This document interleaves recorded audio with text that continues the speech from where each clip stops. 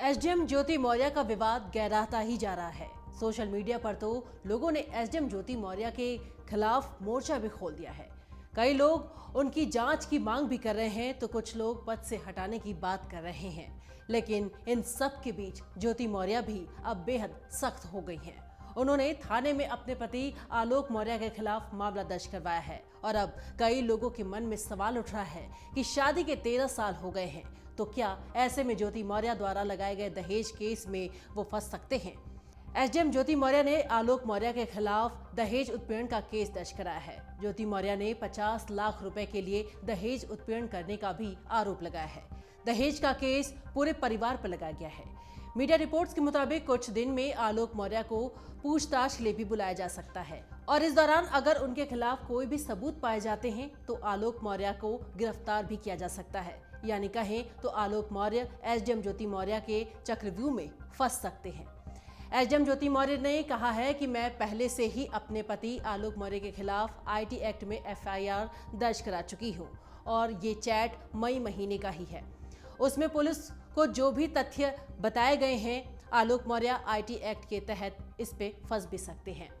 आपको बता दें कि दहेज उत्पीड़न का केस धारा 498A के तहत दर्ज किया जाता है और इसके तहत अगर लड़का या उसका परिवार दहेज मांगने का दोषी पाया जाता है तो उसके अंतर्गत 3 साल की कैद और जुर्माना भी लगाया जा सकता है।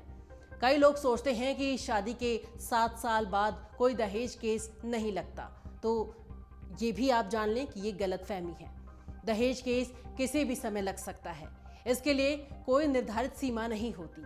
हाँ, मृत्यु के मामले में 7 साल वाला सिस्टम अप्लाई होता है, यानी कि महिला की मृत्यु शादी के 7 साल बाद होती है तो दहेज हत्या का केस नहीं चलेगा। अगर किसी महिला की मृत्यु शादी के 7 साल के भीतर हो जाती है और अगर लड़की वालों की तरफ से दहेज या उत्पीड़न केस लगाया जाता है तो इसे दहेज हत्या माना जाता है।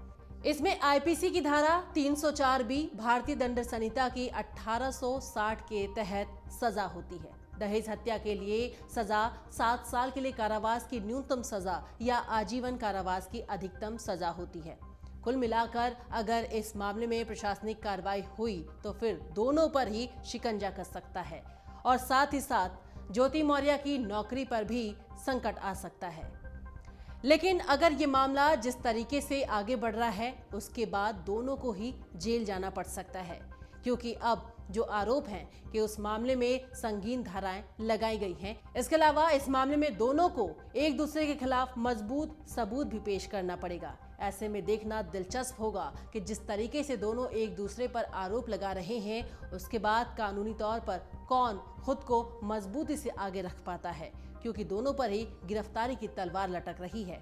कोई भी गिरफ्तार हो सकता है। अमर उजाला अब आपके टीवी पर भी। अपने स्मार्ट टीवी पर YouTube पर सर्च करें अमर उजाला, चैनल सब्सक्राइब करें और देखें ताजा खबरें, वो भी HD क्वालिटी में।